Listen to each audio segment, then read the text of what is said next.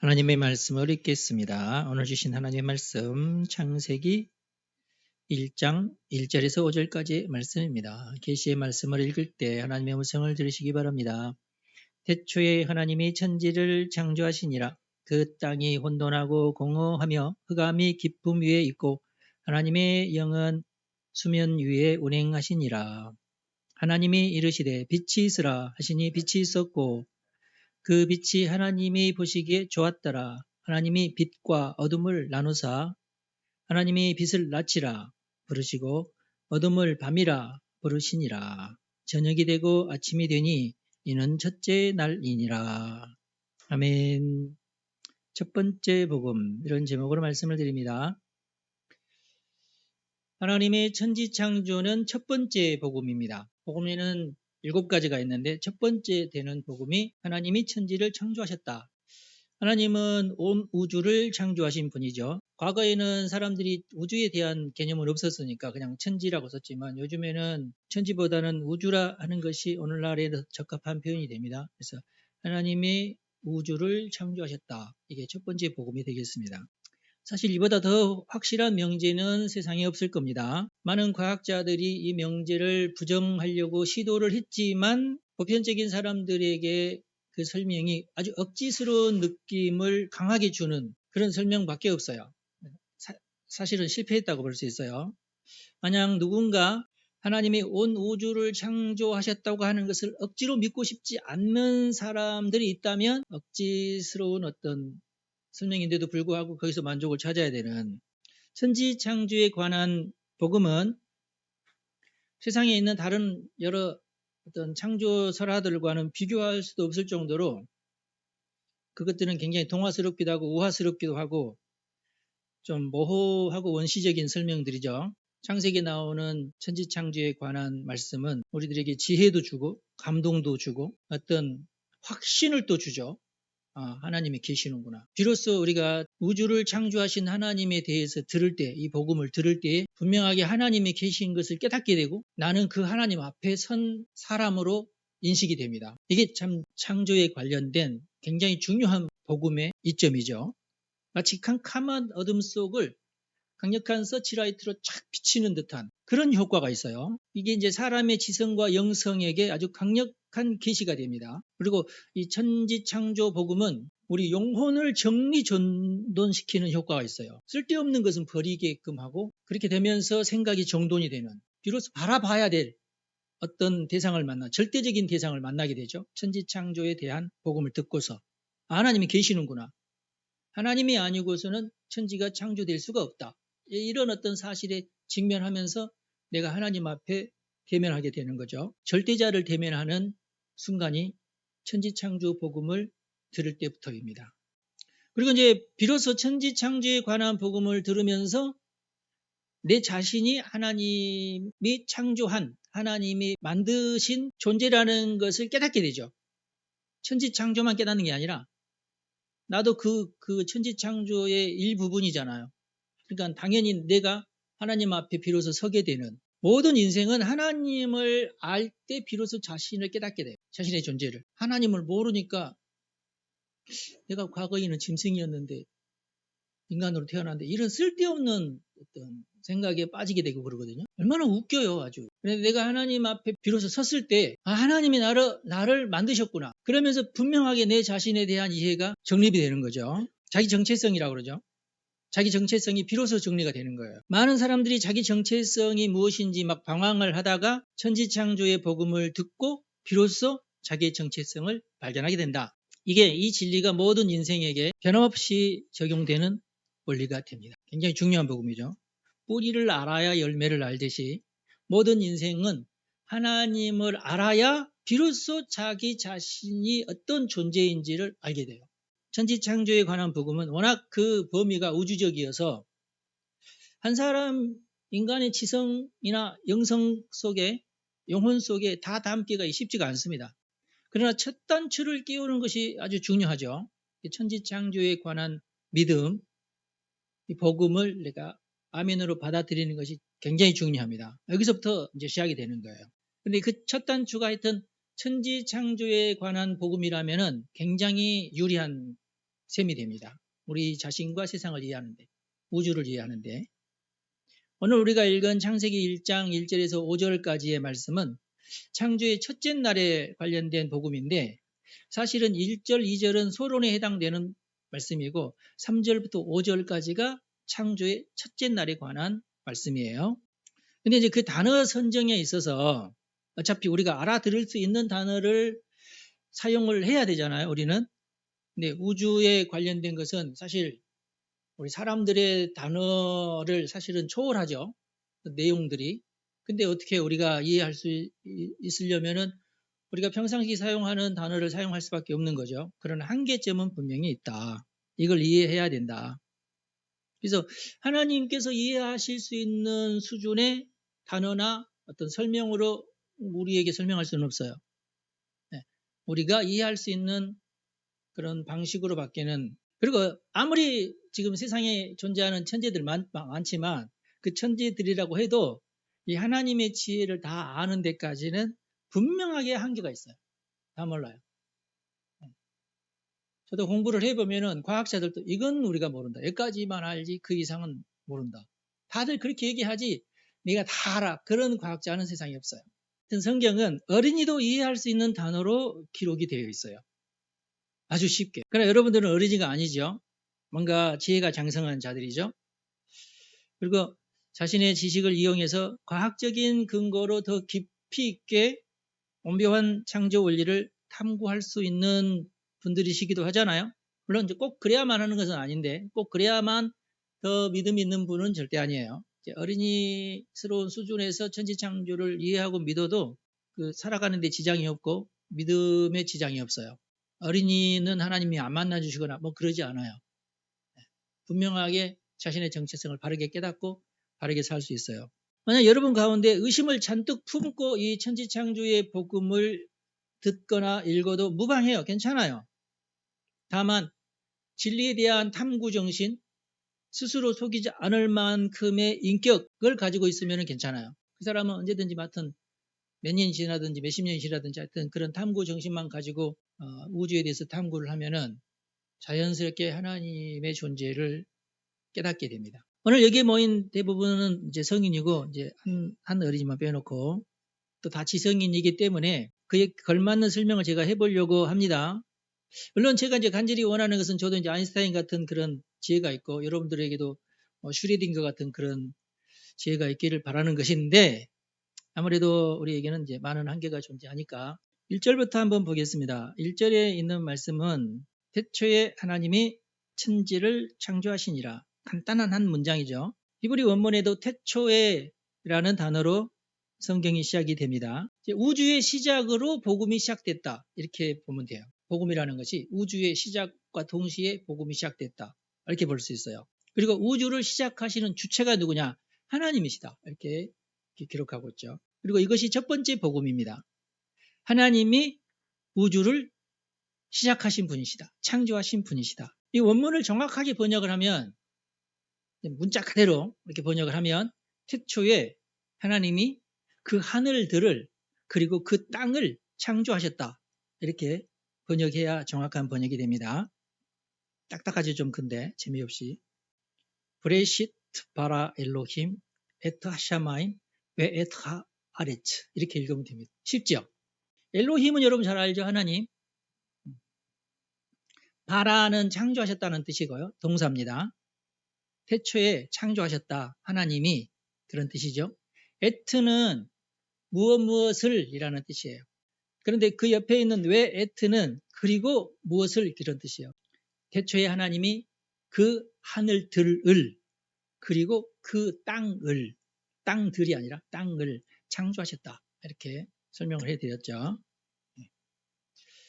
그러면 하늘은 뭘까요? 우리가 알 수 있는 하늘은 그냥 우리 위에 있는 하늘이죠. 구름이 보이는 하늘.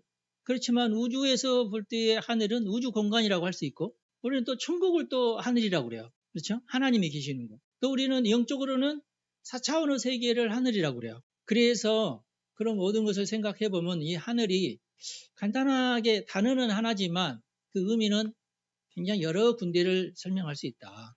제가 생각할 때는 그래서 하늘에 관해서는 복수형을 사용했지 않나 싶어요. 그럼 여기서 땅은 뭐냐? 땅은 우리가 그렇게 따진다면은 여기에 나오는 하늘과 땅에 대해서 생각한다면 이 땅은 물질로 생각합니다. 물질 세계, 원자의 세계로 생각할 수 있어요. 2절 말씀은 좀 더 복잡합니다. 2절이 상당히 심오한 말씀이에요. 그 땅, 이제 하늘은 내비두고 땅만 지금 얘기하는 2절은, 왜냐하면 땅을 창조하셨다고 생각하면 되니까, 땅이 혼돈하고 원래는 공허하며 흑암이 깊음 위에 있고 하나님의 영은 수면 위를 운행하시니라.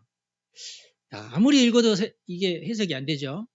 상상이 되나요? 상상이 되신다면 여러분들은 일단 2절은 1절에 나오는 하늘은 빼고 땅만 지금 얘기하는 거예요. 그 땅이 혼돈하고 공허했다. 그렇게. 근데 땅이 사실 혼돈하고 공허한 것은 아니잖아요. 우리가 생각하고 있는 땅은 혼돈과 공허가 아니잖아요. 그래서 이 표현에서 우리가 뭘 알 수 있어요? 지금 우리가 살고 있는 이 땅은 아니구나. 그런 뜻이죠. 그리고 어차피 3절부터 창조가 시작이 되거든요. 지금 우리가 알고 있는 이 땅은 창조가 시작된 이후에, 그리고 태양계가 만들어진 이후에나 진짜 땅이죠. 맨 처음에 지구는 위에도 궁창이 가운데 있고 위에도 물이 있고 아래도 물이 있는 상태거든요. 아직 땅이 만들어지지 않은 상태예요. 그것이 이제 이후에 나오면 오늘은 그거 다루지도 않아요. 그러니까 이미 땅은 한참 후에나 나옵니다. 그럼 여기서 이 땅은 뭘까요? 이 땅은 그러니까 우리가 알고 있는 땅은 아니에요. 근데 이 땅이 혼돈이다라는 거예요. 혼돈. 혼돈은 그리스어로는 카오스를 여러분들이 많이 들어보셨을 거예요. 카오스. 카오스 상태는 아무런 형태도 없는, 분명히 뭔가가 있긴 있는데 아무런 형태가 없는 그런 뜻이에요. 그리고 공허하다는 거예요. 공허. 그리고 어둡다는 거예요. 흑암. 아주 깊다는 거예요. 흑암이 아주 깊어요. 그 위에는 깜깜해요. 그리고 하나님의 영은 성령을 말하죠. 성령이 수면 위에 운행한다. 땅이라고 하는데 수면이 위라고 그래요. 아까도 제가 말씀드렸다시피 형태도 없는, 아무런 형태도 없기 때문에 마치 수면 위 같죠. 그렇게 보시면 돼요. 물이라고 하는 것이 그렇습니다. 물은 형태가 있어요, 없어요? 사실은 물은 형태가 없습니다. 물은 컵에 담기면은 컵 형태고 주전자에 담기면은 주전자 형태가 물이에요. 그죠? 물같이 형태가 없는 것이 세상에 있나요, 여러분?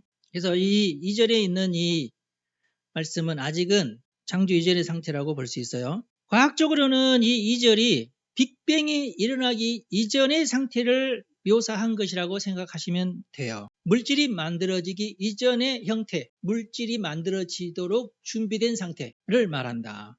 그러니까 이미 하나님은 준비부터 하셨다는 거예요. 그거부터 창조가 시작됐다는 거예요. 우리가 알고 있는 창조 이전에 이미 그런 창조를 하시기 위해서 미리 하늘과 땅을 만드셨는데, 우리에게는 하늘과 땅으로밖에는 우리가 이해를 못하지만은 그 이전에 있는 땅은 그 이후에 나오는 땅과는 다른 땅이다. 그렇게 보시면 돼요. 물론 이게 우리로서는 짐작하기 어려운, 우주에는 이제는 없는, 우주가 생기기 이전의 형태니까 물질의 원료가 되는 어떤 거죠. 요한복음에 보면은 예수님께서도 창조에 관여하셨다는 기록이 나오는데, 예수님은 말씀 그 자체이시고 태초부터 계셨다고 그러고 그 말씀으로 세상을 만드셨다고 기록하고 있잖아요. 요한복음에는. 이 말씀이라는 게 어떻게 보면 정보를 뜻하기도 하고, 창조라는 게 하나님의 치밀하신 지적 정보에 기초해서 창조가 되었구나, 이렇게 깨달으면 돼요. 그 창조가 가능하게 되는 것이 어떻게 보면 어마어마한 큰 폭발 에너지거든요. 우리가 상상할 수 없을 정도의 큰 에너지로부터 천지창조가 시작되잖아요. 그 속에는 그 말씀 속에는 이미 큰, 우리가 상상할 수도 없는 신적인 어떤 에너지와 능력이 들어있다. 자, 이제 3절부터 본격적인 천지창조가 시작이 되는데, 하나님이 이르시되 빛이 있으라 하시니 빛이 있었다 기록하고 있죠. 근데 이제 창세기 1장에 보면은 하나님이 이르시되 저녁이 되고 아침이 되니 이는 첫째 날이리라 하는 것이 한 쌍이에요. 관용구예요. 그러니까 하나님이 이르시되 라는 표현과 저녁이 되고 아침이 되니 이는 첫째 날이니라, 저녁이 되고 아침이 되니 이는 둘째 날이라고 끝나요. 그러면은 이게, 근데 항상 하나님이 이르시되로부터 시작을 해요. 이게 6번 나옵니다. 6일 동안 창조지니까. 첫째 날도 하나님이 이르시되 이는 첫째 날이니라, 둘째 날은 하나님이 이르시되 하고 쭉 설명이 나오고 맨 마지막을 이는 둘째 날이니라, 이렇게 끝나요. 단락이 6개 단락으로 나눠져요. 그래서 6일이에요. 6일 만에 창조했다, 이렇게 되는 거예요. 그래서 첫째 날이라고 하는 표현도 사실은 아직 지구가 만들어지지 않는 상태이니까 이제 현재 우리가 알고 있는 24시간으로 생각하면 곤란해요. 그건 아니에요. 어차피 지구를 떠나면 하루가 24시가 아닌 경우, 이 태양계에서도 지구만 하루가 24시간이지 목성이나 이런 데는 다르거든요. 빛이 있으라 하시니 빛이 있었고, 이 말은 과학적으로는 빅뱅으로 해석할 수가 있어요. 빅뱅 이론은 1927년 벨기에 레번 가톨릭 대학교의 조르주 르메트리라는 물리학자 겸 신부님이 계셨는데, 이분이 처음 주장한 내용이에요. 빅뱅을. 그리고 이 우주가 여전히 지금도 팽창하고 있다는 것을 많은 과학자들이 지금도 관측을 해요. 1초에 약 47km씩 우주가 팽창을 하고 있대요. 여러분들은 팽창을 할 수가 없어요. 왜냐하면 여러분들은 중력에 갇혀 있기 때문에. 그래서 이렇게 팽창하는 속도를 재보니까 우리 지구의 계산으로는 우주가 대폭발로부터 137억 년이 지났다. 이렇게 계산이 나왔어요. 지구의 시간으로. 지구의 시간으로입니다. 저는 잘 믿고 싶지 않아요. 이것이 믿고 싶지 않다고 해서 일부 창조과학회 과학자들처럼 지구의 나이를 6,000년이다. 왜냐하면 우리가 하루를 24시간이라고 따져. 이렇게 얘기하는 것도 저는 굉장히 좀 불합리하다고 봐요. 그러니까 지구의 시간으로 우주를 잰다는 것 자체도 좀 이상하고, 지구의 시간으로 천지창조를 또 설명하는 것도 더 이상하다 그 말이에요. 다 이상하다는 것이에요. 시간이라는 것 자체가 우리가 알고 있는 시간은 지구에 한정되어 있는 시간이잖아요. 그러니까 이 시간으로 뭔가를 시간을 측정한다는 것은 지구의 나이든지 뭐 우주의 나이를 측정한다는 것은 약간 어불성설이 면이 있어요. 과학자들도 그렇고 창조과학회 학자들도 그렇고 좀 이상하다. 이제 과학자들이 그러면은 빅뱅 이후에 현재의 크기만큼 우주가 이렇게 폭발적으로 이렇게 커진 최초의 우주는 아주 작았다고 생각을 해요. 아주 작았는데 지금 현재의 우주만큼 이렇게 어마어마하게 커지는데 걸리는 시간을 재봤더니 1초도 안 걸렸어요. 그렇다는 얘기는 이 1초도 안 걸리는 시간 동안은 이 폭발이 빛의 속도보다도 어마어마하게 빨라야 돼요. 지금 현재 이 태양빛도 우리 지구에 도달하기까지 8분이 걸리는데 이 우주는 어마어마하게 크잖아요. 8분 정도는 이건 아니죠. 네, 빛의 속도로 가려면은 우리가 은하계를 벗어나는 데만 해도 뭐 수백 광년이 걸리는데 그게 가능하겠어요. 근데 이렇게 온 우주가 한꺼번에 커지는 것이 과학자들의 말에 의하면 1초도 안 걸렸다는 거예요. 나는 과학자들이 왜 이런 황당한 얘기를 하는지 난 도저히 안 믿겨지는데 뭐 그렇다니까 어쩔 수 없이 나보다 더 똑똑한 사람들이 그런다 하니까 빅뱅 이론이 지금 그래요. 차라리 창세기 믿는 게 낫겠죠. 그런데 놀라운 것은 과학계에서 아직까지 이 빅뱅 이론을 뛰어넘는 이론은 아직까지 없어요. 그래서 시간이라고 하는 것이 요즘에는 과학자들, 시간이라는 것은 물리적인 것으로 따져볼 수 있는 그런 개념이 아니다. 이렇게 주장하는 학자들이 요즘 많이 생겼어요. 시간에 대해서 의문점을 지금 품었어요. 시간을 물리학 계산에 이게 시간을 집어넣는다는 것이 이게 아닌 것 같다. 이렇게.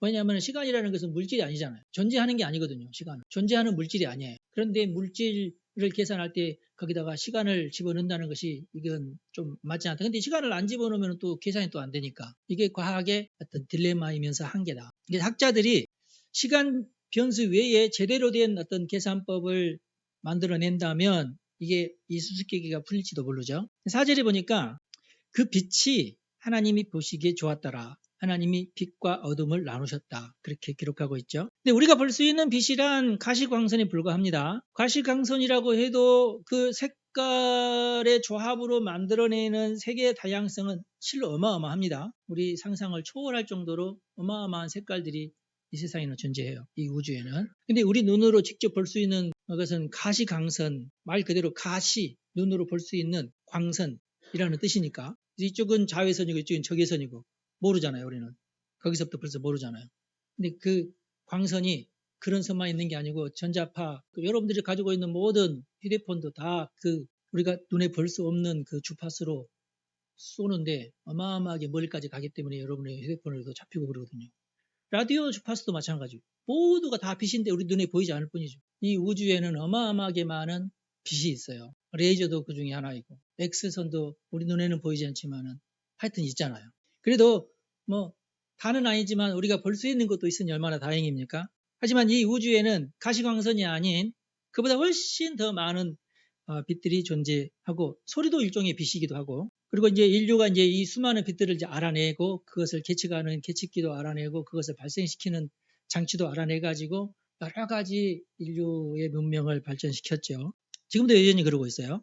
그런데 오늘 4절의 말씀에 보니까 하나님이 빛과 대비되는 어둠도 만드셨다고 그렇게 돼 있어요. 빛과 어둠을 나누셨다. 하나님이 빛도 만드셨지만은 빛과 반대되는 어둠도 만드셨다는 거예요. 이게 지금 4절이죠. 그래서 그동안에는 과학자들이 이 어둠에 대해서는 무관심했어요. 그런데 계산을 해보고 또 계산을 해봐도 계산 자꾸 안 맞아요. 그래서 이 사람들이 뭔가를 생각을 해냈는데 그것을 암흑 물질로 명명을 했어요. 우리 눈에는 보이지 않고 우리 어떤 계측기로도 이게 계측이 되지 않는 어떤 주파수로는 계측이 되지 않는 뭔가 물질이 분명히 있다. 뭔가 중량을 가지고 있는 물질이 이 우주 안에는 있다. 그래서 이 과학자들은 그 물질을 암흑 물질로 규정을 했어요. 근데 이미 창세기는 나와 있잖아요. 어둠이라고. 빛과 어둠을 나누셨다고. 그래서 그 암흑 물질의 존재를 수식에 대입을 하면은 비로소 풀리는 문제들이 굉장히 많아요. 물론 이건 이제 유추하는 겁니다. 이 무게가 어느 정도일 것이다. 이 정도가 되려면은 암흑 물질은 얼마가 돼야 된다. 그래서 현재는 우리 인간으로서는 측정할 수 있는 물질과 우리가 측정할 수 없는 물질로 두 가지 종류로 이 우주에는 물질이 존재한다. 하늘과는 다른 개념이에요. 물질 세계에 관련된 내용입니다. 그리고 이제 5절 말씀이 이제 첫 번째 창조가 끝나는데 하나님이 빛을 낮이라 부르시고 어둠을 밤이라 부르시니라. 저녁이 되고 아침이 되니 이는 첫째 날이니라 그랬어요. 이때 첫째 날은 절대 우리가 지구에 살고 있는 24시간을 말하는 게 절대 아니죠. 여러분들이 설명을 들어봐도 그렇잖아요. 이건 불가능하죠. 24시간이라고 우겨서는 안 되죠. 이렇게 이걸 24시간으로 우기는 것 자체가 제가 볼 때는 이건 너무 어리석은 짓이다. 그러나 여러분 엄밀히 따지면은 성경 자체가 과학서적은 아니에요. 과학자들을 위해서 쓴 책이 아니라고요. 성경은 엄밀히 따지면은 서사적 계시록이에요. 있는 사실을 그대로 썼지만 그 속에 뭘 담고 있어요? 그 역사 속에 계시를 담고 있어요. 성경 전체가 그렇습니다. 창세기부터 요한계시록까지. 아브라함 얘기를 있는 그대로 쓰지만은 이야기 속에 뭔가 계시가 담겨 있죠. 뭔가 하나님의 뜻, 하나님께서 바라시는 어떤 우리가 깨닫기를 원하는 뭔가가 그 속에 담겨 있어요. 그래서 계시록이라는 것이거든요. 성경 이야기는 창세기부터 요한계시록까지 전체가 사실은 계시적이에요. 그런데 뭔가를 역사를 설명하고 있죠. 그래서 서사적인 거고 서사적이지만은 계시적인 거죠. 그래서 성경은 과학서적은 아닌데 분명히 서사적 계시록이다. 이렇게 설명하면 제일 적당한 설명이 되죠. 다만 이 서사적인 계시록 속에도 과학적인 포인트가 담겨 있어요. 그게 성경이 가지고 있는 장점이기도 하죠. 그래서 우리가 이 성경 속에서 이 과학적인 포인트를 발견해내는 이유는 이게 복음 전파를 위해서 과학적인 설명에 이용할 수 있기 때문에 그래요. 그래서 이렇게 하는 이유는 성경이 비과학적이라는 핑계로 이 복음을 무시하려는 자들이 있기 때문에 그래요. 그런 시도를 차단하려고 제가 이렇게 말씀을 드리는 겁니다. 다행스럽게도 또 너무나 당연하게도 다른 종교 서적들과는 다르게 성경에는 이처럼 과학적인 포인트가 굉장히 많아요. 과학서적은 아니지만 과학적인 포인트가 굉장히 많고 그게 현재 과학과 부합해요. 어울려요. 빅뱅 이론이 빛의 창조하고 어울리듯이. 물론 성경에는 과학을 뛰어넘는 초자연적인 현상 그리고 4차원적인 이야기들이 사실은 훨씬 더 많아요. 과학적인 얘기보다는. 근데 놀라운 것은 사람들이 그것이 과학이 아님에도 불구하고 이해를 한다는 거예요. 이게 놀라운 거죠. 누구나 그런 계시들을 이해해요. 4차원적인 계시들을 이해할 수 있어요. 그리고 어떤 사람들은 사실은 자신의 일상 중에 벌어지는 일 가운데 이런 4차원적인 경험들을 굉장히 많이 해요. 그래서 더 잘 과학적인 설명보다는 그런 어떤 초자연적인 현상들을 더 잘 이해한다. 사람들은. 그리고 그것을 믿을 수 있는 것이 사람이다. 왜? 사람만큼은 하나님의 형상을 닮은 형성이 있기 때문에 그게 이해가 돼요. 절대 동물들은 이해할 수 없는, 내가 동물이 안 돼봐서 잘 모르겠지만 하여튼 이 사람들은 그게 이해가 돼요. 여러분들 못 믿으시겠다면 제가 한마디 더 해드리겠는데 해리포터 시리즈 아시죠? 좀 너무 4차원적이죠. 그렇지만 어린이들이 얼마나 열광합니까? 그걸 다 이해해요. 해리포터 시리즈를. 왜 그렇습니까? 인간이기 때문에 그게 이해가 돼요. 해리포터 시리즈를 믿지는 마시고 공상소설일 뿐이고 그러나 성경은 공상이 아니라 실제적인 4차원적인 세계에 대한 설명이에요. 그게 다릅니다. 해리포터하고 다른 게. 해리포터스러운 이야기는 이 세상에 넘쳤어요. 모든 나라에 아주 넘쳐 있어요. 다만 사실이고 진실인 것은 성경밖에 없습니다. 여러분 축복합니다. 첫 번째 이 복음, 천지창조의 복음이 여러분들의 삶을 완전히 뒤바꾸는 복음이 있습니다. 이 복음부터 내가 아멘하고 받아들여야 나머지 복음이 저절로 받아들여진다. 이 사실을 우리가 잘 깨달아 될 줄 압니다. 기도하겠습니다. 전능하신 하나님, 우주를 창조하시고 우리를 지구에 태어나게 하시니 무한 감사합니다. 비록 죄로 인해서 우리의 지성이 우둔하나 예수님의 법의 피를 의지하여 회개합니다. 진리의 성령님, 우리를 진리로 인도해 주시고 복음의 깊이를 잘 이해하고 깨닫게 도와주시옵소서. 아버지여, 우리의 영안을 열어주시고 하나님의 오묘하신 솜씨를 더 잘 깨닫게 도와주십시오. 하나님을 아는 것이 우리에게 가장 큰 기쁨이 됩니다. 간절히 비오니 우리를 선하게 인도하여 주옵소서. 예수님의 이름으로 기도합니다. 아멘.